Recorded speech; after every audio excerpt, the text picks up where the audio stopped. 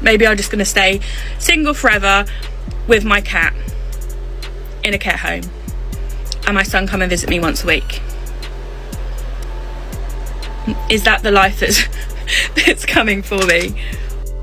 So I have a dilemma. I'm 36 and I don't seem to find men in their 30s or 40s attractive.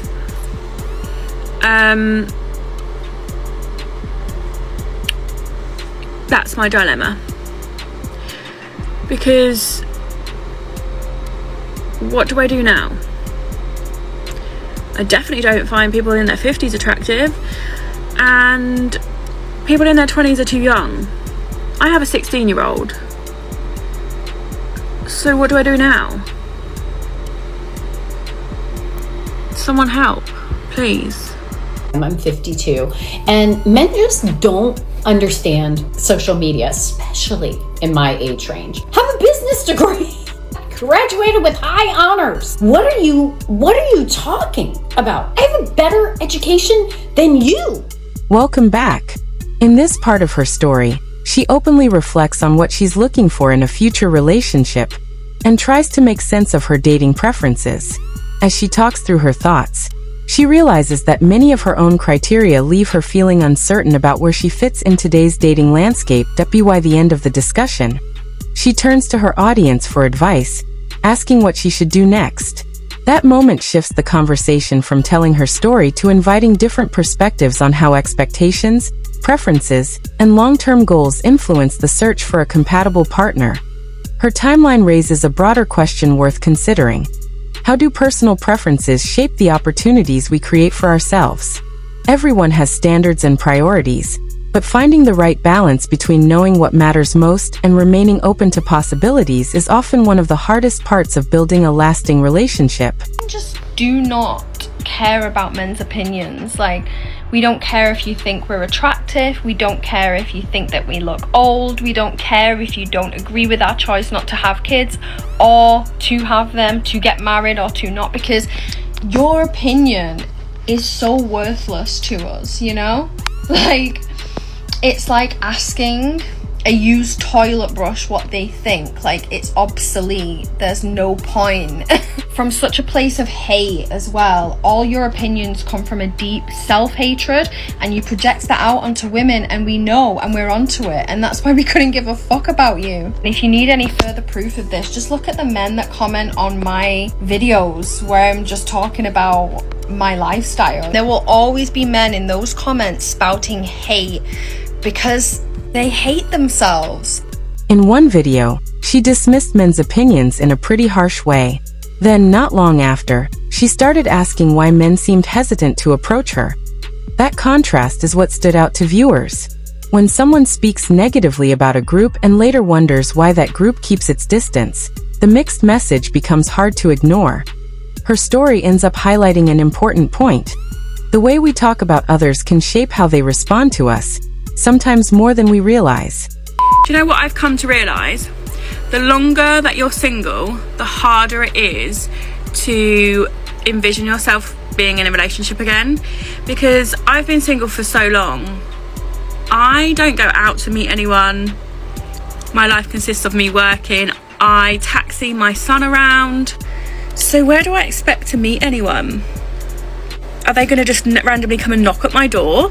I don't know. And the apps, can we just talk about the apps? Because if you're standing with a fish as your profile picture, just know that you look like an idiot. So I have a dilemma. I'm 36 and I don't seem to find men in their 30s or 40s attractive.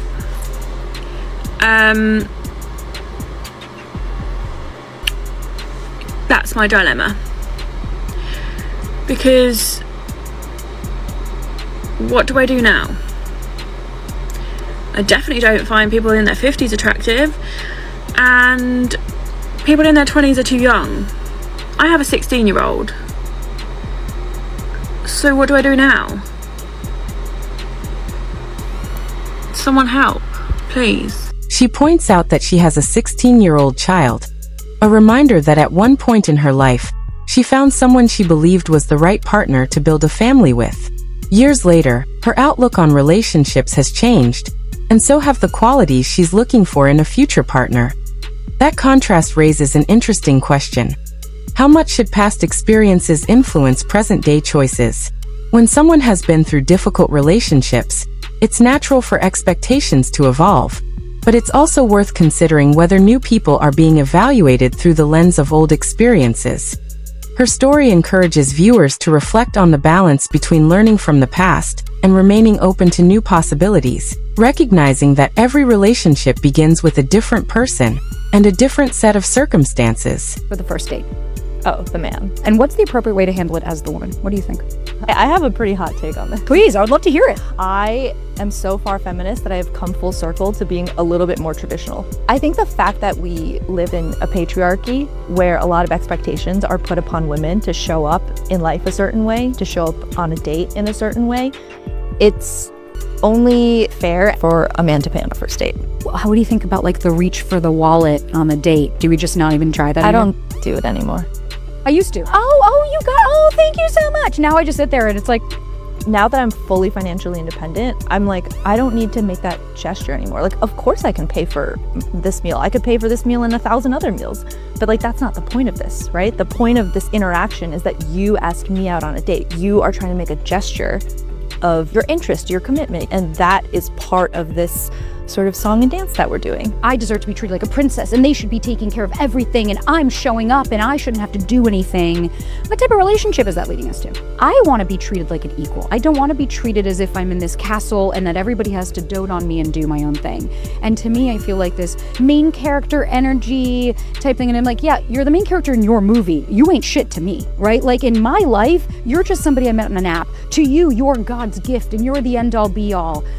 I don't believe that, like, you'll never find better than me. It's like, no, I probably will. I'll probably find someone that's better for me than that attitude.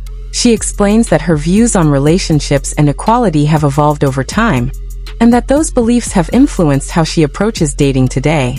She even describes situations where she's comfortable taking the initiative or paying for a date herself, seeing it as consistent with her personal values. Whether people agree with her perspective or not, her story highlights how ideas about roles, expectations, and dating norms continue to change.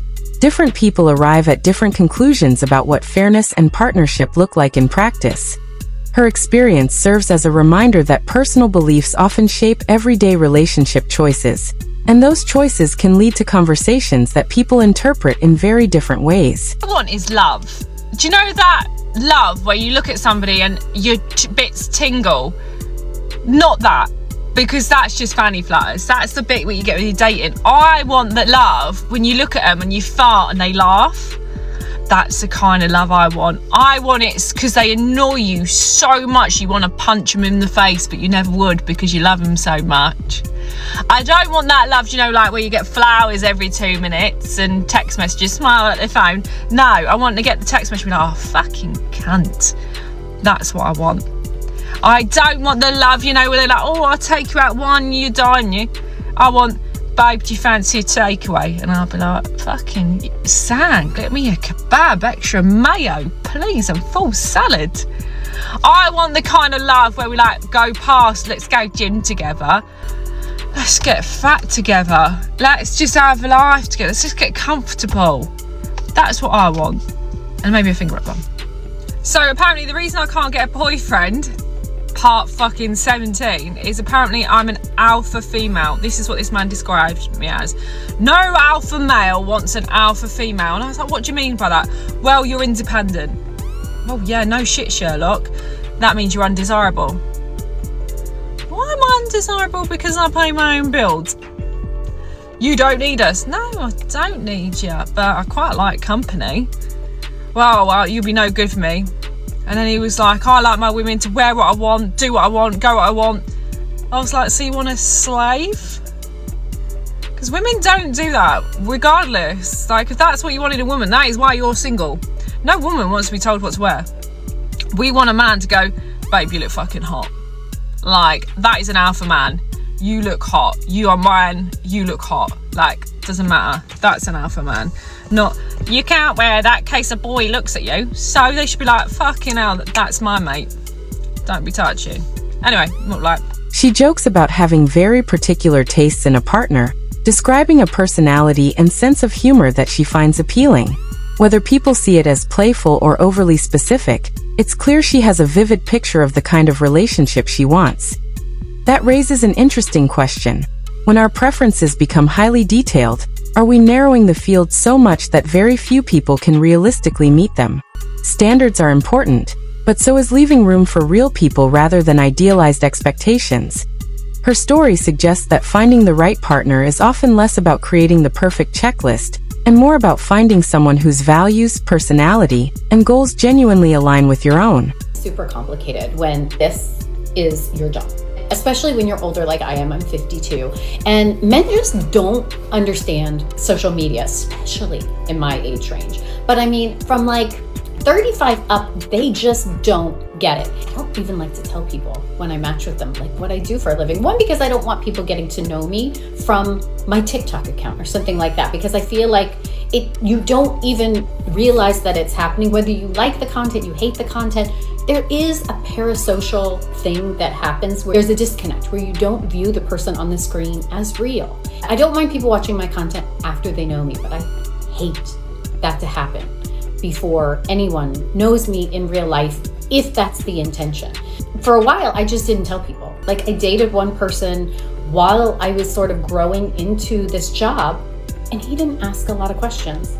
I didn't offer a lot of information. Here's what has happened is that I put in my dating profile my Instagram. And that way, if you want to stalk me a little bit, you can. And if you don't like what you see or you think it's cringy, that's on you.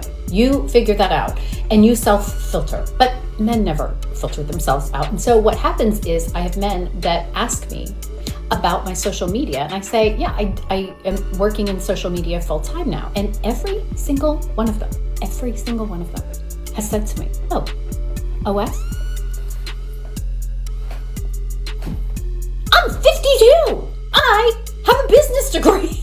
Graduated with high honors. What are you talking about? I have a better education than you. Why would you think that? I'm like, no. I had to do brand partnerships like with medication and makeup and hair products. Like, so trying to explain to anybody, like, you're damned if you do and you're damned if you don't. And so I just don't tell anybody now. I feel like the last person, everybody I matched with one of my neighbors on a dating site, and he ended up ghosting me. And I think what happened is he looked at my social media. Like, a few days after he ghosted me, I saw him pop up on the People You May Know on my Instagram. And I thought, oh, and I didn't tell him. I didn't tell him what I did, but he didn't ask. So I feel like that's on him. I don't know how to handle it. How do you handle it? She reflects on everything she's accomplished over the years, her career, education, and professional success, while also acknowledging the disappointment she's experienced in her personal relationships. Despite those achievements, she admits that dating hasn't unfolded the way she expected. Her story raises a thoughtful question. Can confidence sometimes be misunderstood? Or can the way we present ourselves unintentionally make it harder for others to connect with us? The answer is likely different for every person and every relationship. Looking back, her journey encourages viewers to think about the balance between confidence, vulnerability, and approachability. Personal success can be a strength, but lasting relationships often depend on how two people communicate, understand one another, and build trust over time. But this is the thing, Barbara, you're a woman with power and money. Is it hard for you to be loyal to your husband? Not at all, but I can't get a young guy. If I could, I wouldn't be loyal. It's a different game you play as a woman versus a man. If I was a man, I'd have young chicks all around me. Yeah. She speaks candidly about how her perspective on relationships has changed over time, acknowledging that age, life experience, and changing priorities have influenced the way she thinks about commitment today. Her comments reveal an underlying uncertainty, not simply about what she wants in a partner, but about how she sees herself at this stage of life. That reflection becomes one of the most personal moments in her story. What makes this timeline notable is that she chose to share these thoughts publicly, inviting others to react and discuss them. Her experience illustrates how social media has become a place where deeply personal reflections often become part of much broader conversations about relationships, identity, and changing expectations.